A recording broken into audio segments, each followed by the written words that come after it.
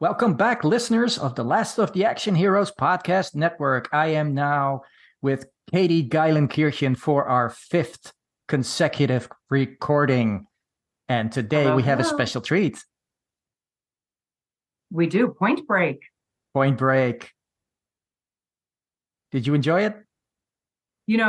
So it's a 1991 film, and I couldn't recall the last time I'd seen it. So I watched it yesterday, and I didn't recall a lot from it, but it was, how can you go wrong with the national treasure that is Patrick Swayze? Right. I very much miss him, and he's just such a joy. And so he was, coming off Dirty Dancing and Ghost and Roadhouse. Mm-hmm. And then we're kind of at this time, Keanu was He was a not nobody. famous. He was just, and Bill and Ted, I think, is probably it. Yeah, he was in a bunch of really terrible movies. Well, they weren't terrible per se. He was just terrible in them. He was in Bram Stoker's Dracula, and he was just horrible. Right. But he wasn't well known yet because Speed wasn't until '94, and I think that was he was a big break. Yeah, he was a budget comedian and bit part dramatic actor. Because I remember him from Dangerous Liaisons, where he was supposed to play a French knight, and he just sounds like a Californian surfer dude. He does sound like this movie is kind of perfect for him. It's odd that he plays the FBI agent, but yeah, such a fun movie. Yeah, you can't go wrong watching Point Break. No, it's perfect. It's absolutely perfect. I was watching this movie ready to knock it. I was watching it ready to just, well, it's 1991 and yeah. No, it's perfect. It's absolutely perfect. It's not without problems, but it is quite good. By modern standards, it's just flawless. It is because it has tremendous pace, and the cinematography is amazing. The stunts are fantastic. The acting is good. It is, and the music is good. Yeah, the script is good. Yeah. The dialogue is good. The cast is great. This is a perfect movie. I love this film. I don't know if I would say it was a perfect movie, but it's pretty good. And according to IMDb, its ratings, it's a 7.2, which is pretty high. Yeah, it's hard to get beyond into the eights. I think it's pretty hard to do, but yeah, a 7.2 out of 10 is pretty darn good. Yeah. So here we have Kathryn Bigelow's first major Hollywood movie. She'd done stuff before, right? I didn't even know. You didn't know. I wasn't really familiar with her. The great with her. Kathryn Bigelow, who has won everything. I only knew of her from her later work. Okay. Like The Hurt Locker and stuff like that. I didn't realize until I rewatched it yesterday, and that you had pointed out that she was the director of it. So good for her. Well, I was a big fan of Near Dark because I was a big it's a horror movie. It's a vampire movie. That's your werewolf. Apologies. They're actually in their kennels. They're usually quiet, so apologies. Well, there must be somebody. Yeah. I'm sure my cats will respond in kind in a few seconds. But no, I was a big fan of Near Dark because I knew about it because throughout the 80s I read the magazine Fangoria, which was like a horror magazine. And so she was really celebrated in that because she turned out a great movie, but also because she kind of gave a new and exciting twist to the genre. And she does the same with this film, and she's done it with every other film. I suppose that's what makes Kathryn Bigelow unique. She can hang with the best of them. That's why she's won everything, because she didn't win it because she was a woman. She won it because she's a great director. In a time when forced acceptance of women wasn't a thing, when women being pushed to the forefront, even though they don't really deserve it, wasn't a thing. Although you can argue that for the Oscar, because Tarantino really deserved that. Which movie did she win the Oscar for? Hurt Locker? Yeah, Hurt Locker. Okay. And she was up against Tarantino's war movie with Brad Pitt. Oh, I would have given it to Hurt Locker too. If it was really? Yeah. I don't know. But yeah. So anyway, this Tarantino doesn't agree. Of course he doesn't. But I mean, so He thinks 1991. Inglorious Bastards is his best work. So if he's ever going to get an Oscar, it should have been for that. Okay. Yeah. Interesting. Well, it does have great performances, though. But that's it. I'm sure it does. But that's anyway. Neither here nor there. Well, we're talking Catherine Bigelow versus Tarantino here. Two brilliant directors, Indeed. each in their own right. Exactly. And I think Catherine Bigelow's career has been marred by James Cameron, the way Tarantino's career has been hampered by Harvey Weinstein. I don't think Catherine Bigelow's been marred at all, in any way. A lot of people have said, well, she did her best stuff when she was being produced by her then husband, Cameron. Yeah. And so they're always going to say, well, he had because he's a complete control freak, they're always going to say, well, he had a hand in that. Well, it's just she had a bigger opportunity, probably. I mean, there's more money I can see it, but I don't think anything was marred. I guess I haven't heard that, but I'm not like Catherine Bigelow fangirl necessarily. I do think she's a great director. Oh, you are after this movie, though. Yeah. Well, so speaking of, it's crazy to me now. Like, so 1991 was over 30 years ago. Right. So how does that sit with you, Zico? You feeling young? I felt, when I watched the movie again, I felt intensely nostalgic. Yeah. Yeah. So we're vintagers now. We're like vintage. I suppose. Yes. Well, this movie changed my life, though. Really? Yeah. Are you a surfer? Do you surf or skydive or anything? Yes, both. And this movie galvanized me into both. So speaking of which, that's really interesting. I mean, I read a quick little trivia that, we'll get on the cast, but I literally could go on and on and on about Patrick Swayze and how amazing he is in every way. But what can he not do?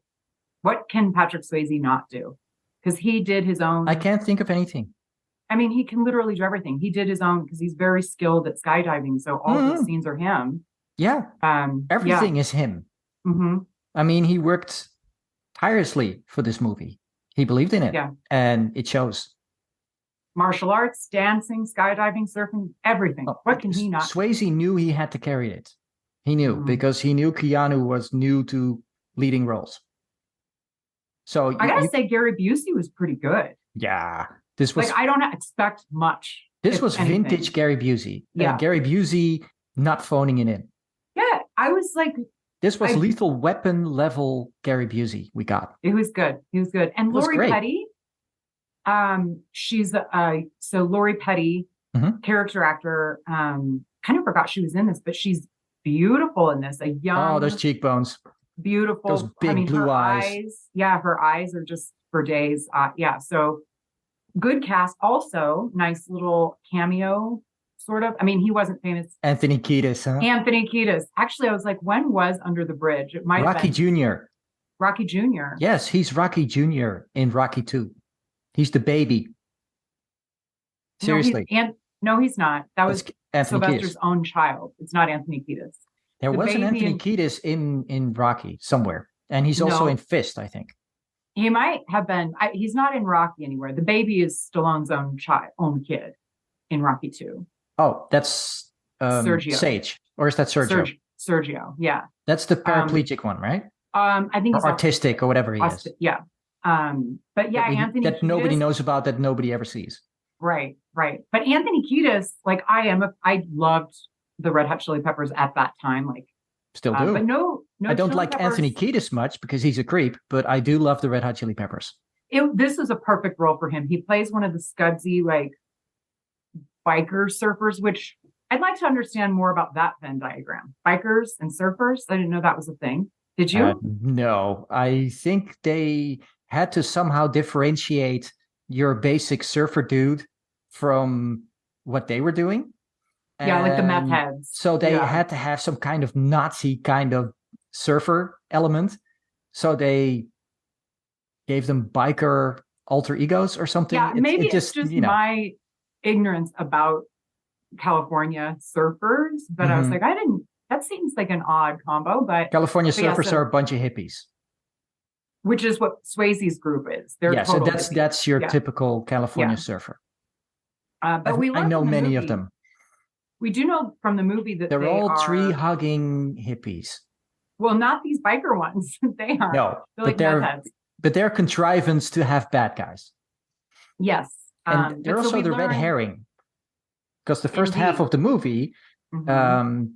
we're kind of getting into the plot. The plot is young FBI guy joins the bureau, is paired up with old guy Gary Busey. Old guy Gary Busey has a theory about a bunch of series of bank robbings that have taken place, guys who have never been caught, and he says they're surfers. And he has no real basis. He just has a suspicion. But of course, Johnny Utah, the new kid, is out to prove himself. He's a frustrated American football athlete who injured his knee, and now he needs something else to sink his teeth into. He's really a kind of like a frustrated go-getter kind of guy. It's kind of like he's your typical workaholic. The guy this who's is so his first, obsessed with his work, he doesn't really live. which is also kind of a cliche for FBI, undercover FBI agents. Sure, they're all but obsessed. It's the old story. It's not a new story in that the pairing of a newbie, up and coming FBI agent with the old, been around the block. And so of course, Catherine Bigelow gives that thing a little twist. Of course. So Busey is Pappas. He's the veteran agent paired with Johnny Utah, Keanu. Yep. And the bank robber, he does have hunches. So all the other FBI people give Pappas a hard time about his theory. Another cliche. Yeah, indeed. But there is something there. It's like based on like tan lines and wax being like carnauba, like the surfboard wax. There were a few things that he it's always in the summertime. These jobs are always done in the summer. So exactly. And this is where everything gets a kind of FBI feel, because FBI people are basically number crunchers and they would notice stuff like that. They're more scientific. So they would look over footage and say, hey, he has a tan line. Why would he have a tan line? He must be at the beach a lot. What beach would he be at? And then they have all these other little details they find at the crime scene. And it's like, oh, we found sand. Well, what's the composition of this sand? And it goes to the lab and it goes through the bureaucracy. And so I found that very well thought out. I find the entire movie quite clever in that way. Yeah, I mean, and from a technology perspective, it probably was pretty cutting edge in 1991. But yeah, even like they're taking mineral like sand, like hair samples from people because they say that these surfers are territorial. And so they could narrow down the beach that these guys, I mean, this is a little far-fetched, but they're like, let's narrow down which beach these bank robbers are surf in or at, by what toxins would be available in their hair. So they go and like cut hair samples and miraculously narrow down to one beach that they think. And it is that beach, but yeah, it's interesting. Yeah. And well, okay, you can get into surfer culture and whether this movie actually captures surfer culture. It doesn't, but it still makes for a good story. So they do need to have certain cultural elements. Yeah. Otherwise, the story won't work and the detective part won't work. But, I enjoyed it for what it was. And, well, you could say, surfers aren't really that territorial. They're, much more easygoing. They're, the only territorial bit would be keeping out the kooks, which is basically, that's something you see in the movie where a guy tries to surf and he fails miserably and almost drowns. And a real surfer comes to save him and berates him after that. That's stuff that's happened to me. That's normal. That's what all serious surfers do. Just like the scene where you have like the little kid in the store when Johnny buys his board and the kid goes, well, it's starting kind of late, but hey, I hope you stick with it. And he's like, what do you mean late? I'm 25. And it's like, yeah, well, most kids start when they're 9. I started late, but I recognize that kid from Don't Tell Mom the Babysitter's Dead. There you go. Did you recognize that kid? Yeah, although he just looks kind of like every California kid you've ever seen in a movie, though. Yep. Yeah. So the person, to your point, so Johnny Utah is from Ohio. He was like a football star. Yes, his name is Utah, but he's from Ohio. Johnny Utah. I mean, Yeah, the now that name is is a kind made-up of, well, name. okay. Yeah, He sounds like a comic book, right? it does for Yeah. sure. Now, my biggest, I don't know. So he doesn't know how to surf, and he learns how to surf by going because he has to be, Gary Busey's not going to do it, the 50-year-old guy, Nope. or however old he is. Although that's fairly realistic because there are a lot of old geezers in the water who've been surfing since the 50s. That's true, but So it wouldn't be Busey strange to see a guy like Gary Busey out there, but he'd have to be good, and that's the problem here. So let's have this 25-year-old, like new, straight from the academy, learn how to surf, and he doesn't. It's kind of 21 Jump Street, right? Yeah. Oh, yeah. Good show. So Lori Petty's character is the one who saves him and is like, you have no business. You're gonna, she does berate him, but then. And then he latches onto her. He starts to stalk her. He starts to, look into her past. He finds something to latch onto. It's like, oh, her parents got killed. Oh, I can use that. So he's like completely immoral, and just uses this woman's frailty and vulnerability against her, basically to use her to get into the surfer group. It's all business. And to learn how to surf. But spoiler alert, and I'm sure everyone sees it coming. Of course, they fall in love. Of course they do. Yes. Yeah. And the whole relationship starts on a lie. So this does not end well. You're always waiting for that shoe to drop. Like, when is she going to find out? Yeah. And how is she going to find out? Now, okay. Yeah. My biggest issue with the movie, he uses his real name undercover. That makes zero sense. Because even Bodhi is this, like, they call him Bodhisattva, Patrick Swayze's Bodhisattva. Character. Yes. He's very spiritual with surfing, and it's a whole, like, you do know what the Bodhisattva is?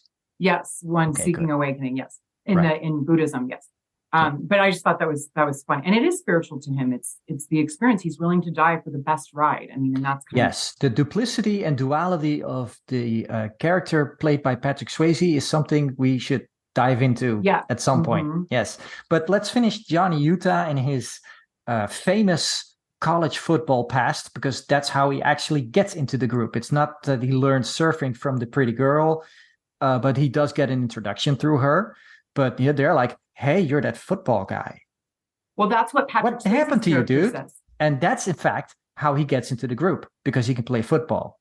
And that's sort of how he's accepted, because this is an elite group of surfers. And there's no way they would let a normie kook who can't surf in their group like this. It doesn't happen. I mean, I've lived that. I've been ostracized by,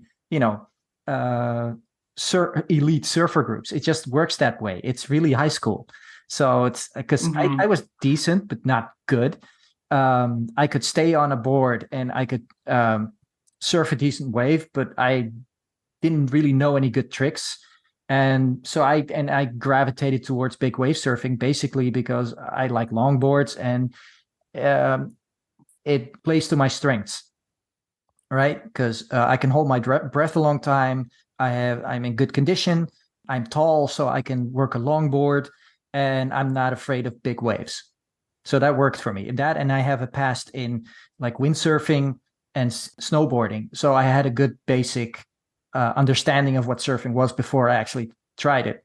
So when I did try it, which is, I had a training partner who was really, really, really hardcore into surfing, who just said, you have to try it. You have to try it. You have to try it. And he was kind of like my Bodhi. Okay. Joff, his name was Joff Gearhart. He's listening. Thanks a lot, Joff. You saved my life. Nice. And well, I kind of understand the movie.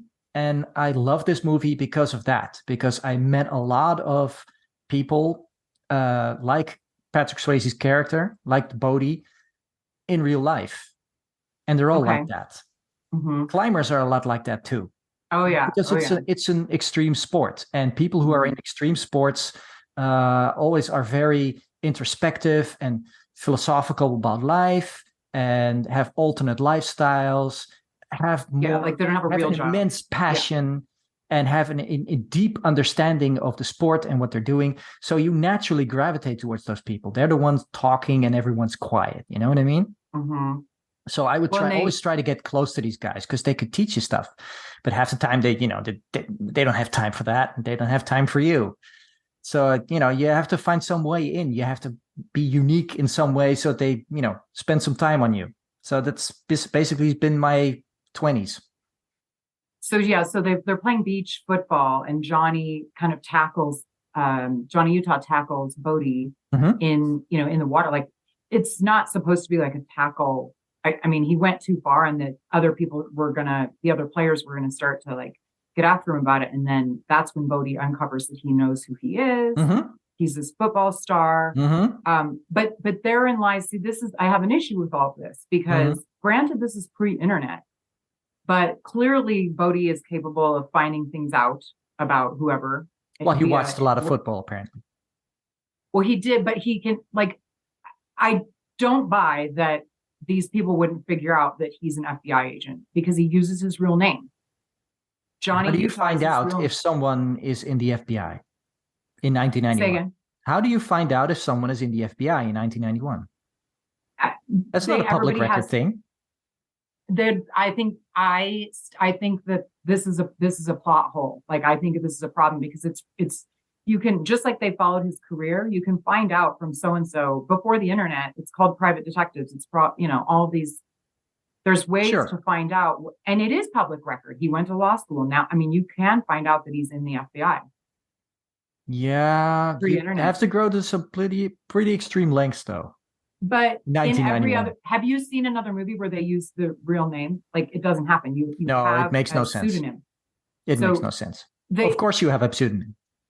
Yeah, that's where I'm going with it. Is that it was a huge risk that he's just like, he uses. They figured he's new. Who says he actually went to the FBI? Nobody knows that. He's fresh out of the academy. But they can see that he went. I know. I just don't buy it. That's not how the movie starts. You see Bodhi surfing, and you see Johnny Utah on a gun range, and they basically juxtapose the two, and they're both good at what they do, and they're on opposite ends. You see, it just comes up a lot for me. The name thing, I can't let it go. It bothers you. It does. It really bothers me. It doesn't bother me. You don't use your real name. Okay. You're undercover. I don't know. Anyway. That was the biggest thing for me. It was really hard to let go of that. But yes. Yeah, he's a football star that hurt his knee. Okay, so now we're into the friendship / rivalry of the two main characters, right? Because the girl is not really a factor. She's Bodhi's ex-girlfriend, and he just sort of lets him have her. That's basically what he says. It's like, hey, man, this is my house. Help yourself to anything you want. That's basically what he's saying. And he's basically saying, you can have my girl. Well, because he's with another girl. That scene was... Yes, but that's the surfer culture, right? It was ambiguous in that it was clear they had some sort of a relationship in the past, but we don't know how past. Like, could have been last week. Yeah. They kind of leave that in the middle, and I suspect it was like last week. There was no real official ending. Yeah, like there are no real relationships in that culture. Everybody is just having fun with everybody, and it's a free for all. Which she's not cool with it. You can tell that she's bothered by that. Basically, Patrick Swayze saying, what's mine is yours, and he's like, meanwhile, snuggled up with another woman, and Lori Petty's pissed. Yep. You can see it, but then, she gets her man, and she gets her man, and then she finds out he lied. And she uses his own gun on him. Interesting. But that's... and it was a little heartless. How did you feel about... So we do find out she's used again at the end because Bodhi needs her. So she's kidnapped as an insurance policy. Yeah, she's not treated well by anyone. To get away. Well, Johnny initially was like, used her to get in, but then he did fall in love with her.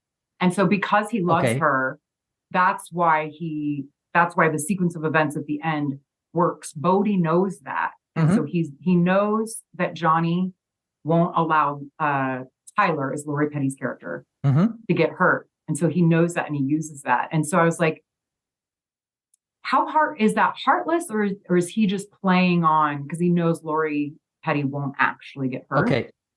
Hot take.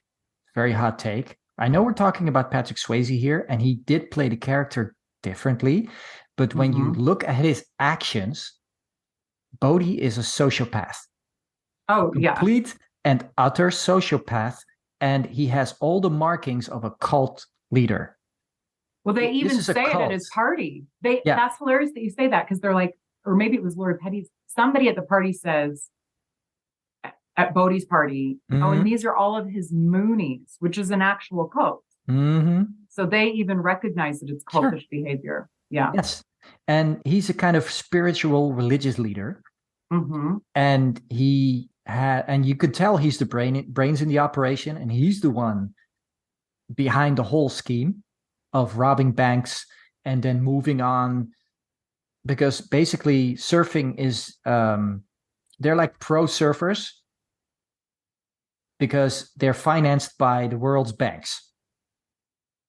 They just occasionally make a withdrawal with weapons. And he has like this pacifist kind of philosophy about it. It's like, oh, we just go in there and we just use shock and awe, basically, and we just sort of goad them into giving the money, but we don't get too greedy. We never go to the vault, blah blah blah. And we're heroes, and we're showing the normal deadbeats in who go to their regular jobs that there is an alternate lifestyle, that you don't have to live that way. We're living the dream, blah blah blah. He's full of shit. Us against the system. He says it's us against the system. Yes. And meanwhile, obviously people who are listening to this have seen the movie, but there's 4 of them, and they dress up like in tuxes or suits, and then they put ex-presidents masks on. So Bodhi is Reagan, and then the other is like Nixon. Nixon is the other like main guy, and then it's Carter and LBJ. Right. So those are the 4 ex-presidents that they go in as. But yeah, he says it's us against the system. And they even use cute little, it's like funny, they're poking fun at the system, but they'll even say, Dick, like Rick, Dick, you ready? Or, right. And Dick Nixon leaves the bank saying, I'm not a crook. Yeah, which is funny, which is ironic and funny. And it's cute, sort of, except when it stops being cute. You know what I mean? Yeah, because they don't actually hurt people. Spoiler alert, until the end when he does get greedy and they take too long in the vault, and then everybody gets shot. Yes, but he basically betrays his own principles. And that's when everything goes tits up. Yep. Because that's his rule. Because he's obsessed with the 50-year storm. In Australia. Right. And this is something I absolutely didn't remember or didn't catch, when I watched it 30 years ago, was that essentially he was saying it is the type of ride that a true surfer like seeks. It's the ultimate ride that will kill you, because he's like, you have to be ready to die, like in order to catch the ultimate ride. Okay. Yeah. So I get it, because I almost drowned surfing a wave like that. Not that high, but I surfed Waimea, which is where these waves are shot. So Waimea is in Hawaii, and only Hawaiians surf there, and the ultimate elite surfers, because do you know how waves work? What do you mean? Do I know how waves work? A wave is created because there's a level difference on the bottom of the ocean. So water moves towards shore tidally, and it hits that piece of land on the bottom, and the water cascades up. And that force of that water, that creates the wave. That creates that curl you see, the rip curl. Ah, got it. Okay. So, and it's always around usually islands that have tectonic plates. Because then you have those sharp ridges in the water. Yeah, that makes sense. Right? That's why all the best places to surf are usually around places with volcanoes, or that have had volcanic activity, or that have really sharp bottoms or drops in the sea. Right? The closest we have here is Biarritz, which is on the border between France and Spain. It's the waves are just perfect, creating the perfect rip curl. So that's when you're a surfer, that's what you want. You want the perfect wave. You want those beautiful curling waves. Now, Waimea has those waves, but they're the biggest in the world. They're humongous. We're not So even they talking say that. Yes, they're not as big as a house. They're as big as an apartment building. They're like 30, 40, 50-foot swells. You call it a swell. And that's why they call the big waves at Waimea, they call it a wall, and they call it the mother of all walls. So they reference Waimea in the movie. Yes, they do. And they're basically saying the waves in Australia are even bigger than that. So he's talking about, I forget the beach in Australia that he's talking about, this 50-year storm. Bells Beach. Yes. Which is a real surfing place, just like Bondi Beach and Whale Beach. And those are all places I've surfed. And they're amazing. That's awesome. Yeah, I've been cool. all over because, well, I like to travel. And when I travel, I do everything I can possibly do in that country. So I dive, I ride horses. Sorry, Katie. I ride horses. I love riding horses. I will never stop riding horses. And I try to surf, and I climb, and I hike, and I run, and whatever you can do. When in Rome, right? When in Rome. It's like every country has a sport, and I'm an athlete. So I am good at one sport, and I'm decent at all the others. So I'm a decent surfer. So I surfed everywhere. You just, get a wetsuit, rent a board, try the waves. Mm-hmm. I almost drowned. Die, probably. I almost drowned because I was obsessed with Waimea because my friend Joff gave me a magazine, and it was like his prized possession, and he gave it to me for my birthday because he said, well, this is a very important magazine I'm giving you. And I'm like, okay. We were like 19, 20. And he was like, well, this is my favorite magazine, and this got me into surfing. So now I want you to have it because it's important. It's like a talisman. I'm like, okay. And it had a picture on it, and it was a guy surfing Waimea. So that was like in my 20s. I was like, one day I'm going to surf Waimea. Whatever happens, when I get to Hawaii, I'm just going to try. So I was fairly confident at that point, and I trained because here's the thing. When you lose the wave, when you fall, which inevitably with those big waves is a big risk, and that could happen, will happen. When you fall, there's going to be another wave because waves go in threes. There's going to be another wave. Okay. The next wave, when you fight yourself to the surface again, mid-wave, will hit you within seconds. So you have like seconds to catch your breath, and then the wave pounds on you, and it pushes you down 15 meters at least. And it takes a couple of minutes for that wave to finish pounding you, and then you have to fight your way up. Yeesh. So you're underwater from minimum 3 to probably 6 minutes. And if you don't have air in your lungs, you're seaweed. For sure. Right? 3 minutes is a long time. It's a long time. And you have to train for it. It can be done, but you have to be in great shape. And you have to be lucky. Now, if you're unlucky and you went down in the wrong part of the wave, another wave is going to come and it's going to hit you. So you have seconds to get your air and then it hits you again, and you have to fight your way back up. So if you're tired from that second wave, that third one's going to kill you. And that's what happened to me. The second wave came earlier than I expected. I was tired. I caught half a lung, and I went down, and it was a real struggle. I mean, I was down there realizing this is it. This is over. I'm gone. I'm dead. How long ago was this? I was in my mid-20s. I was 26, I think. Yeah. So you were even like probably the best shape, like a 20-something. I was a monster. Then. I was a monster.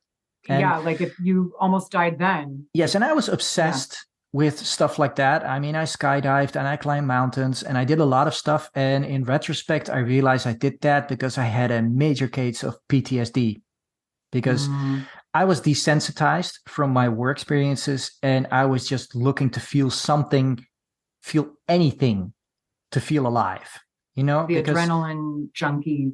Yeah, the adrenaline junkie thing. Yeah. I never really experienced that kind of adrenaline feeling because I was desensitized. And when I jump out of a plane, I was fine. I just love the experience. I mean, it's exhilarating, but I never had that mortal fear that some people have that cause that extreme reaction in your body. Not then. Later, yes, but not then. And I realized in retrospect it was because I was just numb. I was emotionally, physically numb from what I've been through, and I was processing it. And my need for these extreme sports and these extreme reactions basically was just to connect with life again. Yeah. And that's why I understood this movie so well, and that's why I love it so much, because they do explain it well. They do explain when you're surfing or you're doing anything in nature that gets you in touch with the elements in such a kinetic, powerful way, because the ocean is just a powerful thing. It gives more meaning to everything you do, and that's something that the Bodhisattva character explains really well. I think so too. I concur about them explaining it well, because unlike you, I don't have the experience. I'm not a surfer. But particularly, they just talk about basically you've bodyboarded at some point, right? Like paddleboard. No, I'm not, like when I go to I'm not an adrenaline junkie. Okay. But have you swum in the sea with a strong tide? Yes. Then you have some semblance of what it's like. Of having the sea is being a cork in the ocean and having no control whatsoever. Yes, but the way they explain there's this, it's a connection, it's like a spiritualness to it. And it's especially when they're skydiving, they're like, it's like no drug. It's like better than any drug you could possibly do, as they're, you're falling to your death. And you're falling to your death, and the only thing that's going to save you is like this thin sheet of silk material that's going to kind of slow you down.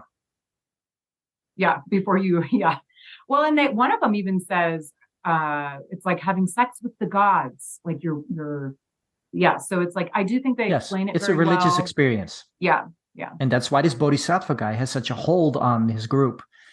He's their spiritual leader into this dangerous realm, and they get that right. They and the cool thing is that two of those guys who were cast were actual real surfers, real ones. Okay, professional surfers.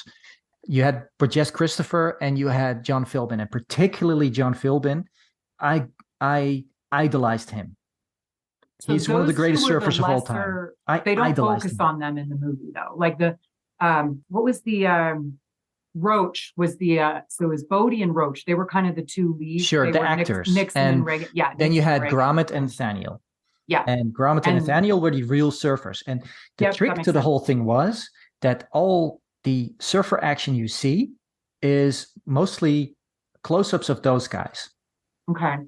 Right? And the stuff Patrick Swayze did, because he's a really good surfer, he could do a lot of stuff himself, and his stunt double could do the rest.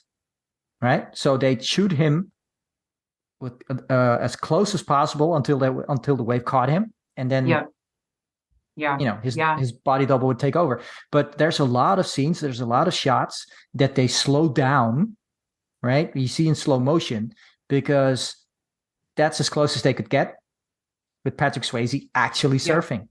Same with the skydiving. There's the scene where he says goodbye and he falls backward out of the plane. That's Patrick Swayze actually skydiving. I mean, the rest of them are on a crane. Patrick wasn't. There were a few. The skydiving scenes I actually enjoyed more than the surfing scenes. Sure.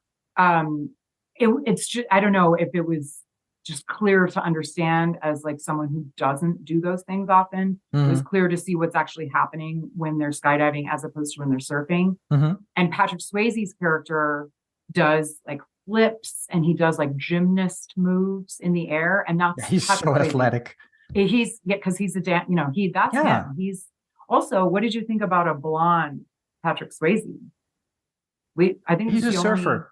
Inevitably, you're going to be blonde because the seawater bleaches your hair. It bleaches everything. But even his hair and stuff, everything. Like Lori Petty, beard, but everything. I just thought it was interesting that it was the choice made sense. It's just if you have hair on your legs, it turns white. Okay. Your pubic hair turns white. Seriously. Yeah, I'm just not used to seeing him blonde, so I was taken aback a little bit. Okay. You know? Did you like it? Yeah, I mean, I would watch You Patrick like you Swayze some too. Patrick Swayze, right? I love Patrick Swayze. I really do miss him. He's something else. I mean, like what a gem he is. He was unique, and they don't make him like that anymore. They do not. Yeah. And they Yeah, never did so- before. Yeah, he's one of a kind. Like I you think the said. closest thing to Patrick Swayze is probably Chris Hemsworth, but Chris Hemsworth is a half of Patrick Swayze. Yeah. I don't know that much about Chris Hemsworth, but anyway. Well, he's not a dancer. Wasn't he in why isn't one of them in Magic Mike? So I mean, like a little bit, maybe. Should I make that up? Wasn't Oh, one there you of go. them I'm not might have sure. made that up. I'm not a. You're probably more knowledgeable about Magic Mike than I am. Could be. I I could have think- made that up. I feel like one of them was in I some think you're dance confusing him movie. with Matthew McConaughey. Maybe. But Patrick Yeah, Swayze maybe. could have been in Magic Mike, definitely. It's like kind of a famous skit. So I think our listeners will remember that. Hilarious. But Okay. it works. Yeah. Chris Farley and Patrick Swayze together dancing like Chippendales dancers. Hilarious. I forced one of my best friends to become Chippendale. Yeah. Yeah, there was this restaurant place that had Chippendales where they had like bachelorettes and stuff like that. Mm-hmm. And he was having trouble with girls. And I was like, well, we can fix that. And he was Yeah. like, you how? could And it's fix like, that you're real gonna quick. you're gonna get a job there. And he's like, no, I'm not. He's like, yes, you are, but I'm not. How? And so they'll teach you. All you have to do is dance and be an alpha male. You can't I do would- either, so they're gonna teach you. I And feel he like had all you the have to have an prerequisites. ounce I of mean, he was a rhythm to great looking begin with. guy, and he had a great Yeah. physique. And and they just sort of trained him. And after that, it was I almost regretted it because I turned him into a monster. Yeah. Oh, you can't. I gave him about 5-year after- head start on all the guys Yeah. his own age. Funny. It was. The other thing that I kind of wondered is so there's these bank robberies, and then so Utah figures it out that these Mhm. people that he's infiltrated, so to speak, his Well, inevitably. friends. Yeah, well, Yeah. the first half of the movie, they're basically looking for a tight-knit group in the surfing community that is insane and lethal and dangerous. And so, of course, they find the Nazi surfer bikers led by Anthony Kiedis, and they look perfect for the part. They look like obvious bank robbers. I mean, they look irresponsible, they look insane, whereas the actual bank robberies are very disciplined and very controlled. Yeah, these are just like they're drug runners and gun runners. But I didn't see this coming. I thought it was a nice little twist that they raided the wrong place Yes. and they stepped an agent. Like seems typical too. Mhm. One agency, the FBI, steps Mhm. on the toes of another agency. So Mhm. there was an undercover DEA agent. And he was Yes, like, I've which is been also under- I- federal. So in reality, I Yeah. don't think that actually would work that way, because I think FBI operations are very bureaucratic. I think to have like stuff like that greenlit, you'd have to go up the food chain, and someone would have stopped it. But it's kind of presented as, well, these guys can just sort of freelance because they're not taken seriously. They are they're a little rogue. They're Like yeah. Busey and Keanu's characters kind of Yeah. do whatever. Like they don't necessarily have permission for every little thing. No, which is kind of like 80s Yeah. cop I mean, yeah. filmmaking, right? It's Yep. like all cops are like that, and in the movies, not in reality, of course. And that's you can say, well, okay, that's unrealistic, but okay, let's say the FBI approved this, it just got completely botched. I mean, these things happen. I recently watched a YouTube video where a gamer group that lived in a certain house was online gaming. They were reported by someone in that gaming community as being dangerous and threatening, and so the FBI raided that house. As they said, we were swatted, and a SWAT team came in and arrested everybody. A bunch of nerds Mhm. video gaming online on YouTube. They were arrested live, and it was violent and brutal, and the SWAT team wouldn't listen. And these people were completely innocent, and some lunatic on the internet had just reported them as being dangerous. Well, that's what happens with the alpha male mentality. I mean, and you see it a lot. when it's like it turns into like a mob, bunch of like they're not lit. But so I do think that the raid scene was really entertaining. Like It was. it lasted way longer than I thought, especially there's a lawnmower involved. And Yes. towards the end, Gary Busey comes, but I was Keanu's I pretty don't know, face is they did- almost messed up with the lawnmower, which was a nice touch. Here's the horror director at work. oh right? yeah. But it was really that the raid scene was really well done. I enjoyed it. It was excellent. I mean, she's good at action. I mean, Mhm. there were car chases and foot chases and fights and gunfights, and it was just a very exciting movie. Indeed. Speaking of the car And chases, there's the sports elements. and a lot of action. Yeah.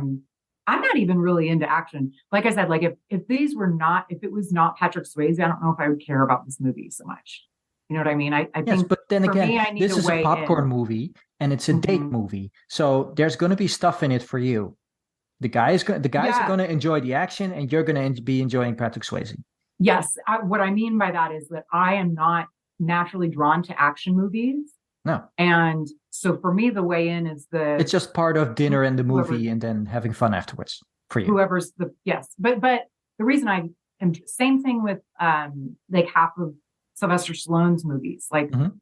I wouldn't care about Cliffhanger if it was not him in it. You know what I mean? Like that's just an example. Is like Because he's the draw, meanwhile- he's the star. yeah, like for me, it's the person in it. And so that's Mhm. why any other random action movie I don't care about because I'm not invested in the actor. Well, they could have at the time, they could have cast Jean-Claude Van Damme in over Cliffhanger. That would have Yeah. worked. I mean, they would have Yeah. had half the budget, and they would have set it in France or Italy Yeah. instead of the Rockies. But that could have worked. I mean, Jean-Claude Van Damme could have done that part. Wouldn't have been as exciting because Stallone-ified Right. it, and it was his last great action movie. But Yeah. I mean, and I do like Jean-Claude because but so for me, it depends on who the actor is. I would have still seen that movie if Jean-Claude was in it. It wouldn't have been as good. But my point is, my way into these movies is usually if I have some connection with the actor. Mhm. And so Patrick Swayze yes, you're sexist that way. If brings it. if guys would pick a date movie based on that, it's like, oh yeah, we're going to that movie because I think she's a really hot actress, and then try to take the girl along. Well- the night would not end well. Whereas on the other side of the coin, you guys sometimes pick the movie, and then you pick the movie based on, well, I think Sure. I think that I mean, we're actor's both- hot, and I'm going to make you Sure. sit through this romantic comedy because that actor's hot, and we're going to be like, okay, well, I'll pay for dinner, and okay, we'll go to the movies, but there better be some fun afterwards then.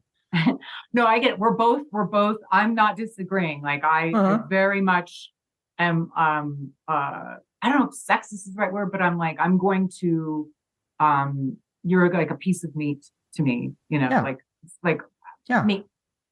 You I mean, that's- objectify these actors. Yes, to some degree. However, And let's face facts here. You have Keanu Reeves at his prettiest, and you have Patrick He is. Swayze in his prime.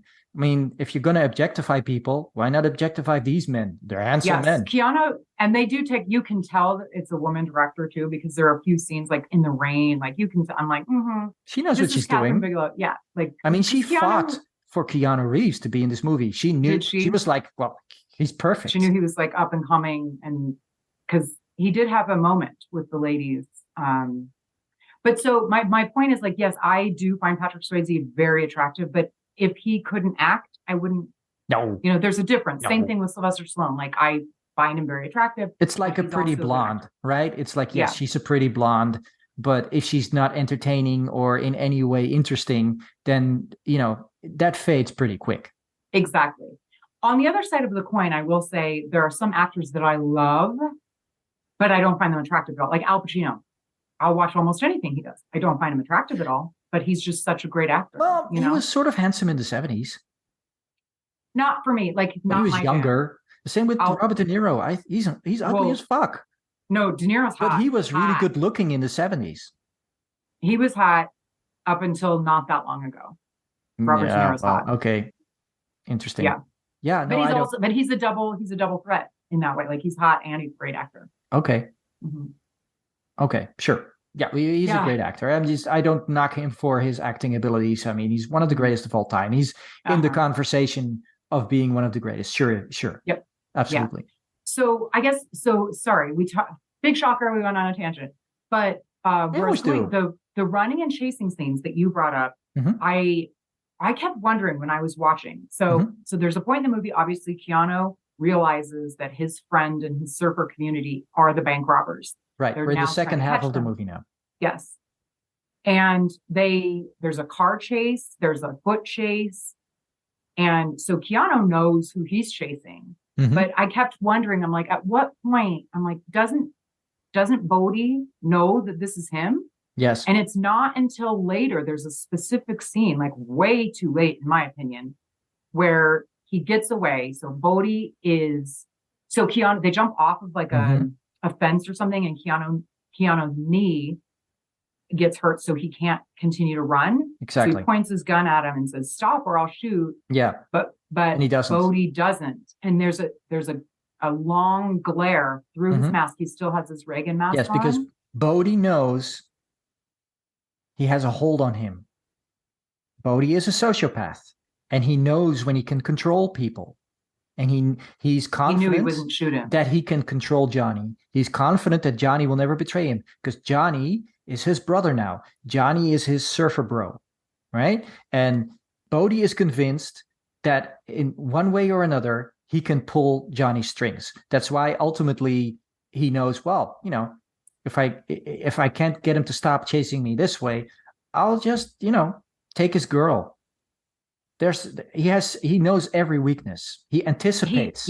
He does know, and he knew, but I guess there was a point he's on the fence about to get away, and that there's a long glaring, and I think as an audience we're supposed to believe that that's the moment that he realizes that it's Johnny. I don't think so. That's the moment where Bodhi realizes that Johnny isn't really a threat to him, and he says something to that extent to the rest of the group who are afraid and who are run scared, like, let's get out of here. He's like, no, don't worry about it. He's not going to do shit to us.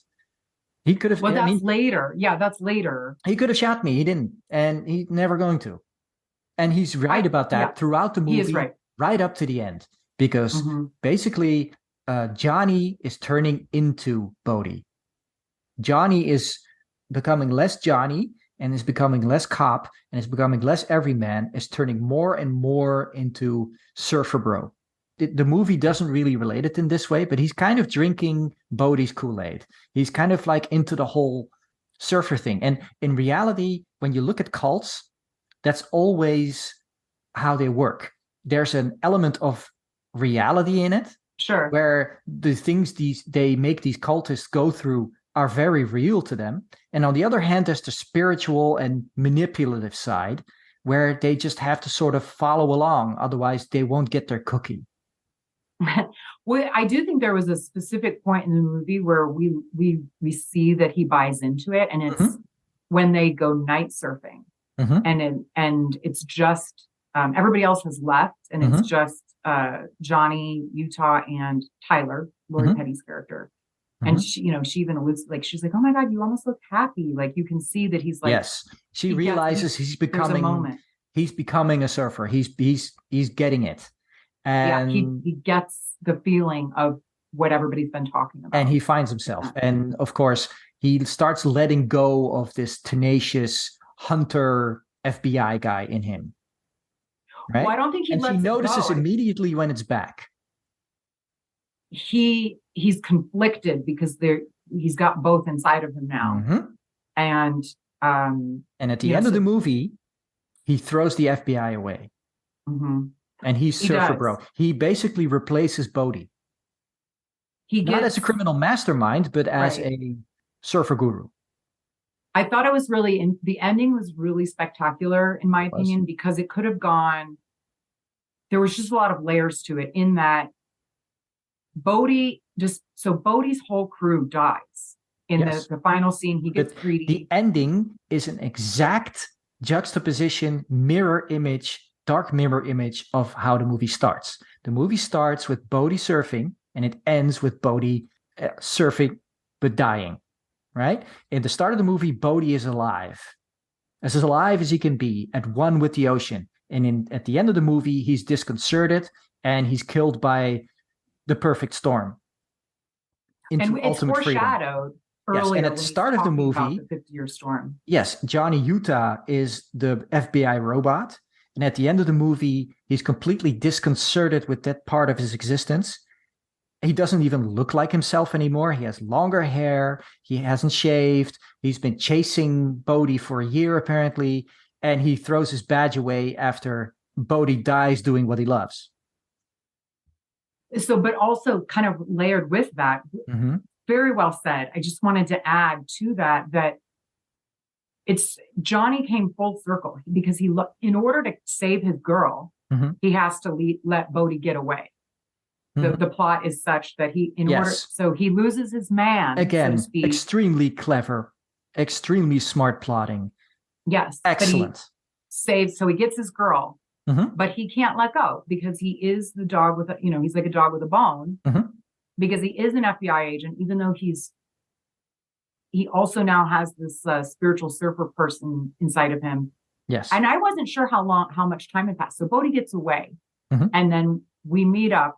We see him. We meet him. They're now in Australia at Mm-hmm. what was the name of the beach again? Bell's Beach. Bell's Beach. And it's raining. It's a storm, and all the locals, everybody is leaving. And Johnny's kind of asking, "Is there anybody out?" Like he's looking Mm-hmm. for Bodhi, and they're like, "You've got to be crazy, insane. Nobody's out there. Like it's a crazy storm." But Mm-hmm. we were foreshadowed that this is Bodhi's ultimate. He kind of has a death wish almost, especially now that everybody died. Yeah, Like, and this it's means his nothing fault. to him. Yeah. And he claims he doesn't like violence. And sociopath that he is, he's obsessed enough with this storm that in his mind, it's probably all worth it. Oh, well, yeah. I mean, Because he really only gets is. I mean, upset when Johnny basically takes that it away away. from him. Yeah. They have a fight. He handcuffs Bodhi, and then Bodhi it's the suddenly scene behind realizes, you. I'm not just going to jail. I'm never gonna surf this wave, and this wave is my destiny. This wave is my reason to exist. Yeah. So And so that's Johnny when he gets does upset. arrest him. So Johnny does arrest him. They have this fight on the beach, which is the background that you have behind you, which is Mhm. perfect. It's raining, obviously, so of course they look great. And then they come up from the water in the fight, and Johnny has somehow miraculously handcuffed them together. Yeah, he's a go-getter. And that so you see all the The the symbolism is just FBI off the charts and everything here. it is, but so These this men is are tied Bodhi's- together. That's a good point. And now the FBI man has caught him. He's tied to this FBI man, and it's basically Bodhi appeals to the surfer in him and says, "You see this? Let me go. Let me leave on my own terms. He's like, I Don't can't put me be in a box. cage. Yeah, I can't. Yeah. Don't They be in that see- cage, and don't be in that cage with me." He helicopters doesn't say are that, coming. but that's actually what he's suggesting. Mhm. And so this cult leader, this spiritual leader, uses all his influence he can muster, convinces his acolyte to let him go, and meets his end. It's So it's wonderful really because it's just a completely ambiguous ending. I'm not so sure it's a happy ending, but it's a great ending. And it's one of the all-time great endings of any movie ever. People talk about Casablanca having a great ending. This is a great ending. yeah, it really is. Johnny knows he's going to his death, but nobody else does. They're like, when's he coming back? Like, they're like, why'd you let him go? And Mhm. Johnny's like, because Bodhi doesn't say he's going to go die. He's like, look, I can't. No, he's stay going to here. surf. Yeah. And But Johnny he's not knows. planning on He knows. dying. And of course, if you want to, you could just build a sequel on that. I think Bodhi he does survived. plan on dying. I do think that he does. You could have him survive it, but I think based on what he says at the beginning, it only works because he's been building this Yeah. 50-year storm up Right. the whole movie, and he wants to die. It's his ultimate ride. And And based on he- my personal experience, you wouldn't survive. Yeah, and No he way. knows it. Bodhi doesn't say it, but they both know that him Mhm. going to surf in that storm, he's done. He's going to die. That's it. But the like all the police and FBI that come like rushing in, they're like, "What are you doing? Yeah. When's he coming back?" Yeah. He's not coming back. No. And then he tosses his, I was not expecting him to toss his badge in the Yeah. water. So Which, by what the do way, you is think? I think that's illegal. Oh, he doesn't I think care apparently. that's highly illegal. Probably. I mean, he would be. So what do you think? Obviously, and thankfully, there was not a sequel. No, But what do you think happens in a at the potential end? sequel. No, like what do you think we're meant to take away from? So he's no longer like what happens the next day? Well, in my opinion, he's quit the FBI and he becomes Surfer Guru. He becomes Bodhi. Do you think? Okay. Yeah. And he Yeah, it's just starts ambiguous enough. a surf shop somewhere and he just surfs every day With and smokes Tyler? weed every day. And that's going to be the rest of his life. He's an adrenaline junkie and he's going to be chasing the perfect wave for the rest of his life. Do you think he and Tyler stay together? No. Yeah, I don't think so No. either. These movie endings never work, but No, I don't think Things they were work even out. together while he was chasing Bodhi. oh, really? Okay. They'd broken up by then. Okay. I mean, I this wasn't woman sure is. how much time had passed. I mean, almost a year, right? And this woman is traumatized, right? I mean, she's been That's a good point. abducted and she's been lied to by every man in her life. And, and all her vulnerabilities have been used against her. No, I don't see a relationship. She can't going on. trust. I Yeah, see her yeah. getting hooked on drugs and ending up in rehab. That's what I see happening. Realistically, that does make sense. Yeah. The movie isn't about, and that's one of the reasons I enjoy this movie so much. It's not about the romance. The romance is the MacGuffin. I agree. I do not like a romantic comedy, so I agree. Yes, I don't mean think there's that should be romance the in main this movie, one. but the romance isn't the ultimate goal. Yep. It's also not a morality tale. That's also something I really enjoy. There's something more going on with this movie, and it's a movie that you can happily debate on what it actually is. And in my mind, that's the essence of art.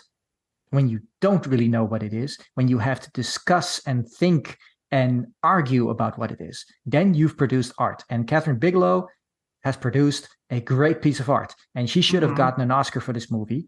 And that's what I found so interesting when I started reading reviews. It's like, this movie bombed in the United States. It completely bombed. It made, Well, I don't think it made tripled something its like budget. 24 million off $105 million budget. And No, if you this were had been looking at the produced sequel. Hmm? You were looking at the remake. Your figures were based on the remake. No. I checked. Yeah, look it up. It's 24 million was the budget, and it made 84. Oh, you mean the 2015? Yeah. So it basically it broke even in the United States. It made its money overseas. It tripled its budget overseas, Yes. which is not a bomb. But I was shocked. I'm not saying it was a bomb. I'm saying it was a bomb domestically. I'm saying it barely scratched out a living.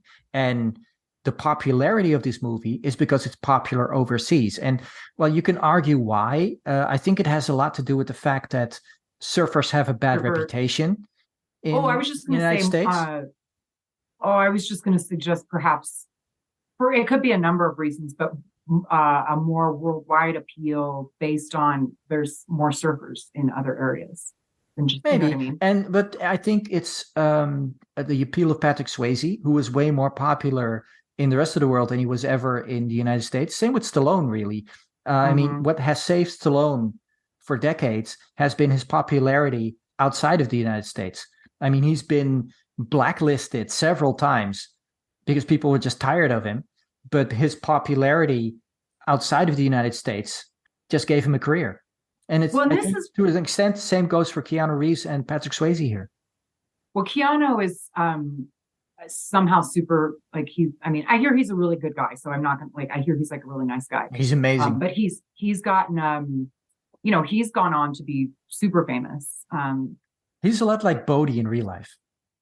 Yeah, well, Bill and Ted, that's how we knew him, the dumb valley guy or so anyway, but the Point Break, I think, is one of those movies that for whatever reason didn't do well necessarily in its time. No, it was panned by the critics. They hated it.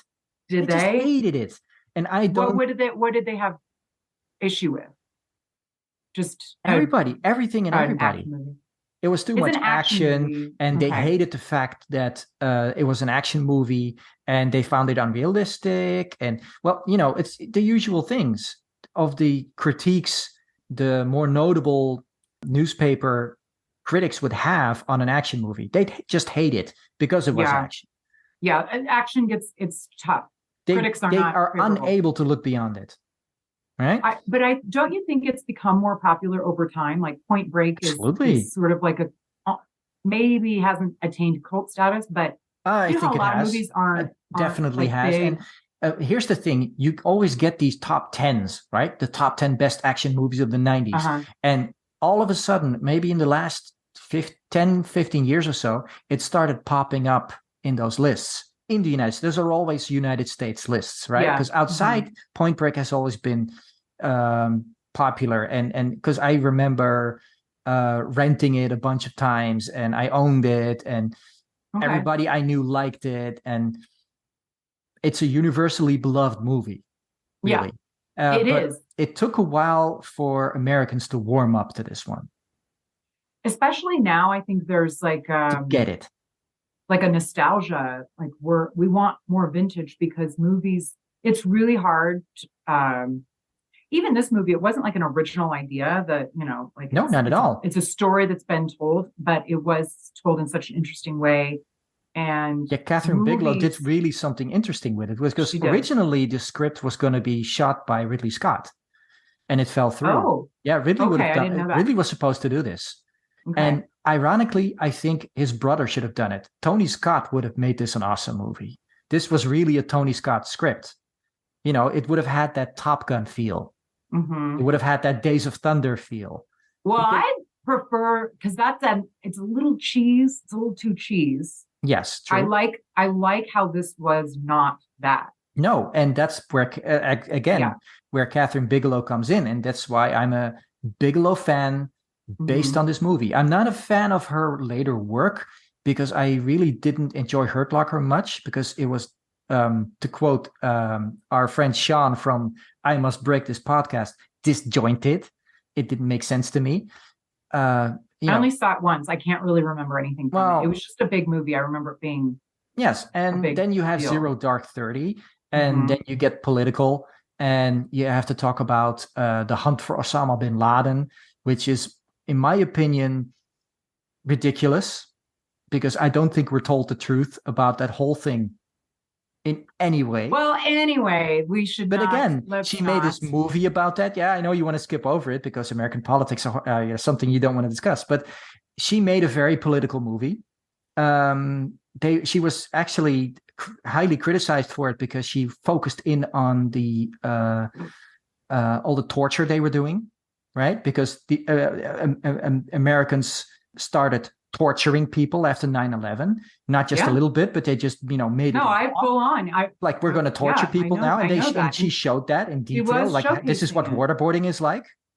Well, she showed. I think the reason those two movies were so they were well received. Oh yes, she got a ton of awards for it. I mean, because Catherine Bigelow has won everything. Let's put showing this a out side there. of things that people don't like. Yeah, people don't want to know the truth in a lot of cases, and so she was showcasing like this. No, this is really from the perspective of the soldiers, from like different perspectives. Well, from the operatives, from the CIA, basically. It's the main character, the main protagonist is a CIA operative, and she's like the key figure in finding Geronimo. And it is what it is, but it did win her a lot of awards. Same with Hurt Locker, but this movie didn't. And in my opinion, this is the best film she's done in her career. Well, it just shows that she's always had something. Wide margin. Because this was like 25 years prior to those movies. 15. Between 25 and 10 and 15. Because this was 1991. And when did Hurt Locker come out? I was thinking it was like, I think that was 2009. Okay. So it was 20 the same year as Inglourious Bastards. Okay. And Zero Dark 30 is from 2012, 13-ish, I think. So, but quite a bit. There was a pretty big gap of her, like, when I was looking through her filmography, she didn't get the accolades until those movies. But this movie Mhm. being so much earlier, just kind of, I think to your point, just shows us that she was always a talent and it just needed air This time, whatever, this was to the second classic movie she made. I mean, Near Dark is amazing, and it's the same with Point Break. It's a fantastic movie. It's incredible art, and from a person you wouldn't expect it from, Mhm. right? Because here's this statuesque, beautiful woman who's just the wife of Hollywood mogul in terms of James Cameron. Mhm. You don't expect a person like that who gets a kind of, well, let's face it, it's kind of a, she was kind of a trophy wife when you think about it, but in reality she wasn't. In Well, she reality, got a she's chance. I mean, that helped her being married to, like, she probably got a chance of that she gets a leg she up and wouldn't she have gets otherwise. contacts Yeah. and she Yeah. got a budget and probably took notes. But this is a woman Yeah. with a clear artistic vision, Sure. and you can tell from all her movies. And Mhm. this stuff is just amazing. And I mean, you can say, well, she's the first woman for this and the first woman for that, and that's why she got that award. Maybe, arguably, at least the Oscar, but she did win everything else except the Palme d'Or. Why she didn't win that, I don't know, but Mm. she's won everything else. If you look at what you could possibly win as a director, she's won every major award there is. Every one of them.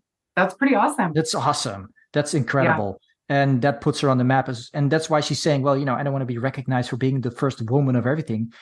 She wants to be recognized for what she is, a great director. And she is. Mm-hmm. Yeah. Now, watching this, like, there wasn't, now I'm not like an expert in stunts or, anything like that. No. There was nothing about watching this movie that is 30 years old Mhm. that I thought was like lacking in quality because it was made 30, meaning their budget was tiny. But I thought that all the And shots what they had, and the they stunts, spent on the action. They spent on the stunts. They spent on it everything was shockingly looking low. as realistic as it possibly could. It looked great. I had no, Fantastic. I mean, I don't know if The surfing looked great. The skydiving looked great. Yeah. The car chases look great. Everything in this movie is spot on. Yeah. There's no glaring flaw in anything. Which doesn't that make you wonder, these movies with like gigantic budgets? Like, are you wasting a bunch of money on stuff? Because Yes. This movie had $24 million. They wasted on catering, and they wasted on on renting shit they don't need, and bigger trailers, and overpaying each other. And most of it, I think, is just graft that just disappears and just ends up in the marketing budget for marketing you don't really need. Yeah. So I thought for the budget, especially knowing the budget and that it was a long time ago, I really thought that visually it looked good. Fantastic. Cinematography is beautiful. Mm-hmm. And I looked into the cinematographer. It's Donald Peterman. I mean, he did Flashdance. He did Men in Black. He did my favorite Star Trek movie, Star Trek: A Voyage Home. And those are all, wonderfully shot movies. So this is, there's just so much talent in this film. I did note something. This is a Friends reference, fair warning. The guy who plays Bodhi's like right-hand man, Roach, I think is his name. He's Nixon, like he wears the Nixon mask. Let me see. I'm on IMDb. What was his name? Oh, James LeGros or James LeGros. I'm not sure how it's pronounced. Sure. I recognized him from one random Friends episode where Phoebe goes on a blind date with him. Whatever his name is in the show. And he's like awful. Like he's like a total D-bag. And she's already like, oh God, get me out of here. And so then he says that he has a PhD. And so now she's like, oh, okay, really? And he's like, yeah, pretty huge D, so he's a total D-bag. But that was literally that. He's like a one-off, one scene character from Friends. Did you ever watch Friends? Do you remember that episode? I vaguely remember the episode. I've watched all of Friends multiple times. But yeah, I actually plays watched like a gross all episodes in over a time span of a couple of days in Laos. Really? Yes, that's a lot of episodes. I think you've been to Laos, right? No. Mm-mm. Oh, okay. So there's this town called Phang Vieng, and in Phang Vieng you have a tourist hostel, and it's called Friends, and Oh, they really? have TV screens all over the place, and they play Friends 24/7.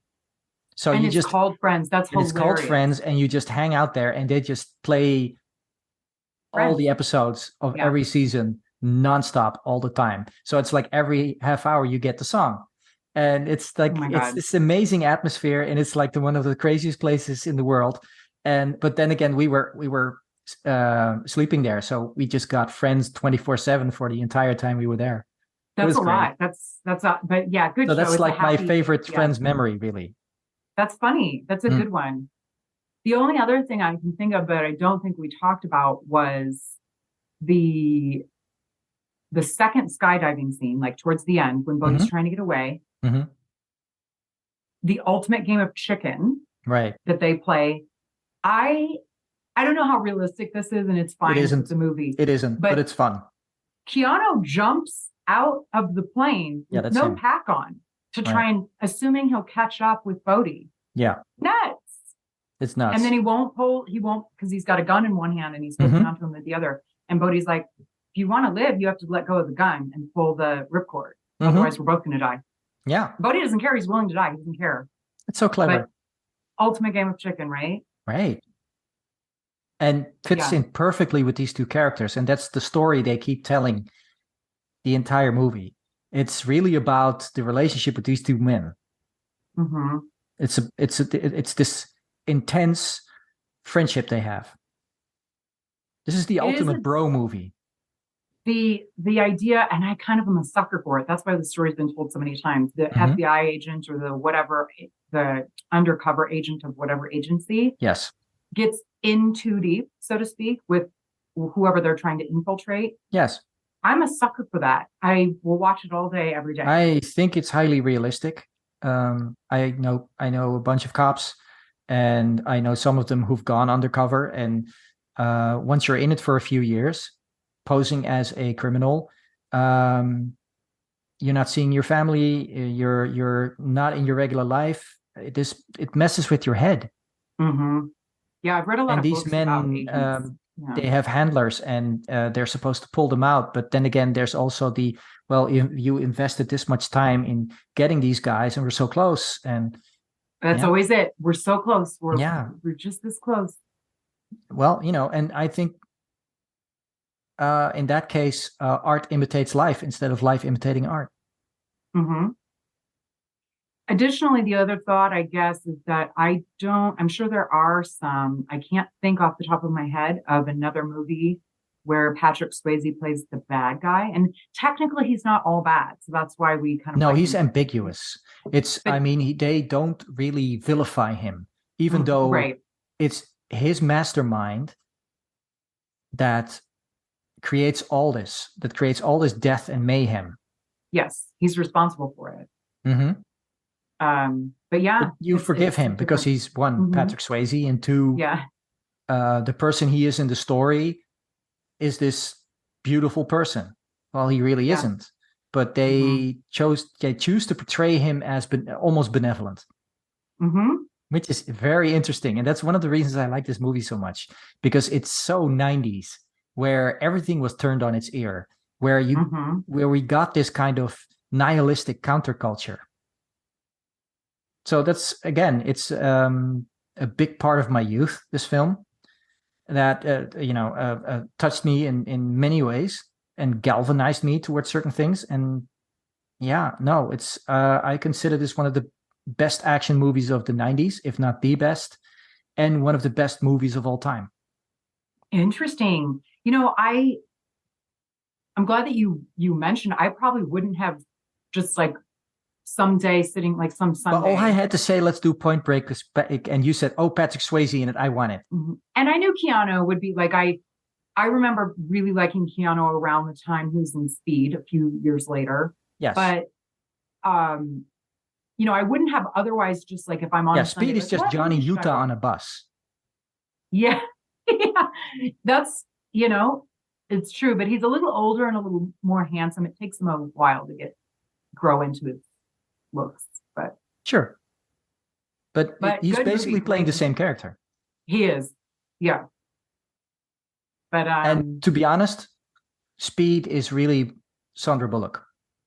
She mhm, makes that movie. for sure. Yeah, Keanu, I don't know if he still is because I don't watch like The Matrix or John Wick movies. Like I Really? haven't seen those. Why not? That kind The of thing original doesn't like Matrix is awesome. I know, I And believe you John guys, Wick and is amazing and awesome.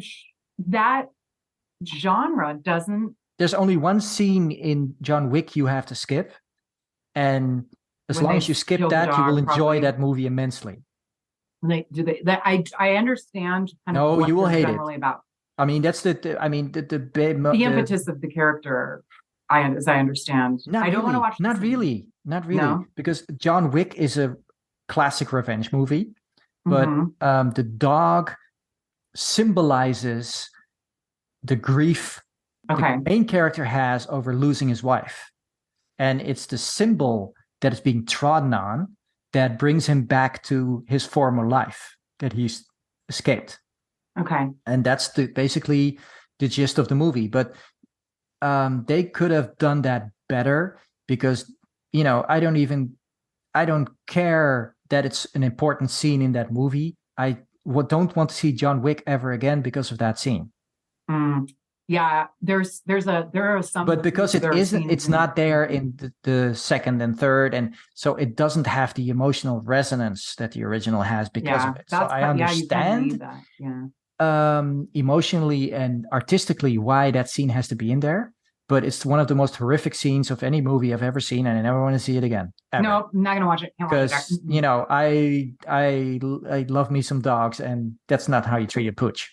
No, can't do it. But they must die. This is an example of, so I don't dislike Keanu, but I don't, like, if there was a different actor in those roles, I probably would watch those movies because the movie itself is not my jam. Mm-hmm. And so that's why I haven't watched them. Like, I don't like Keanu enough to be like, oh, I don't really care what this movie's about. I want to watch him. Mm-hmm.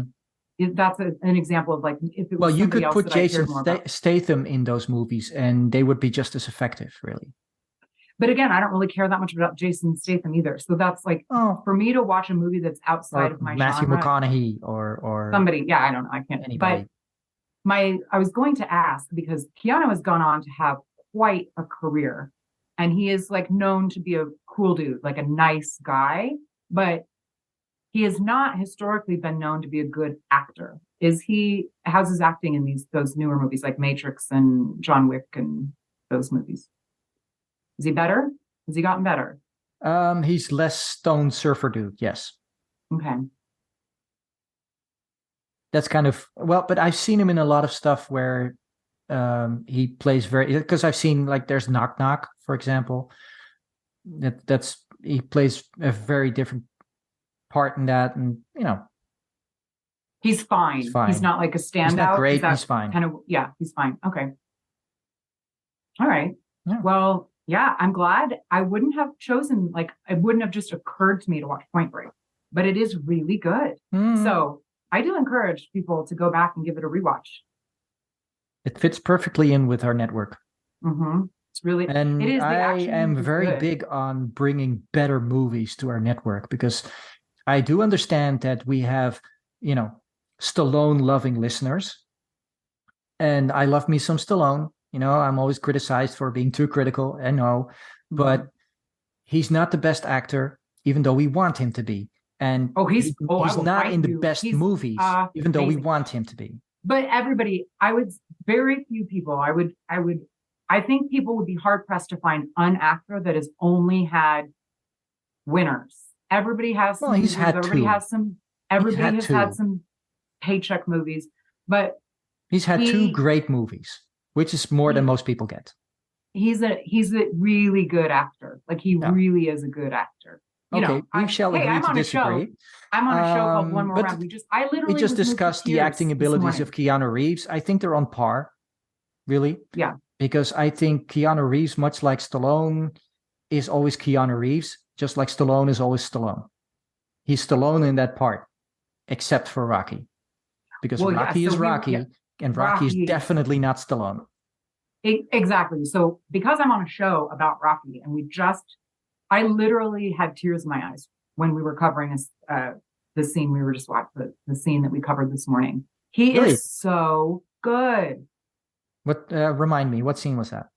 When he wants to fight again. We're on Rocky 2. He wants to fight Right. again. And Mickey proves to him that, he just doesn't cut it anymore. You got the heart, but you don't have the tools anymore. Right. You've got to understand that it's over, kid. Mm-hmm. And that Stallone in continuity completely forgets about in the rest of his movies. That I think just goes away.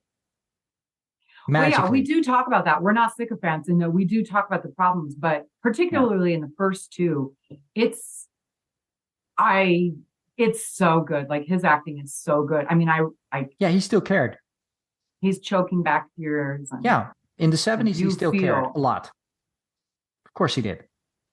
So it's the start of his career, so he had to care. So I will always come to his defense that he is actually a really good actor, and rightfully so.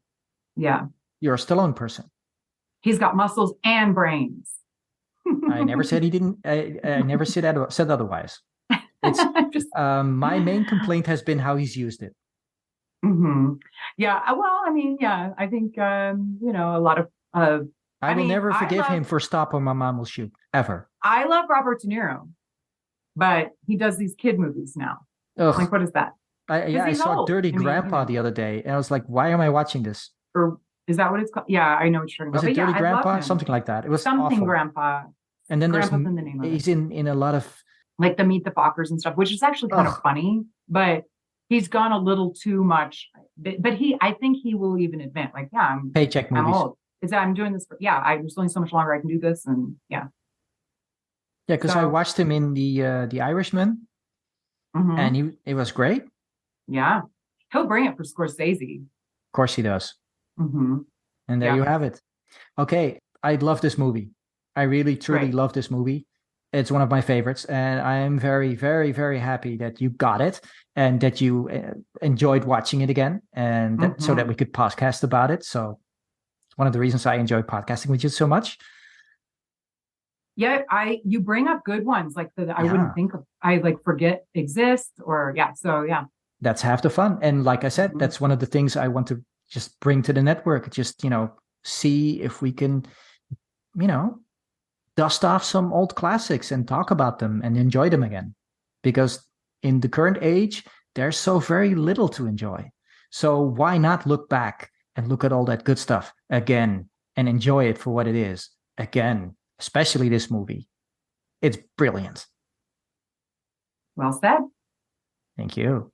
And with that, I bid all of you adieu, and we'll see you all next time because Katie and I will podcast again. And the next time she gets to choose.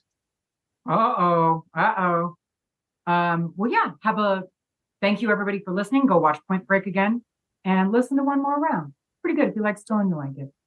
Bye-bye. Bye.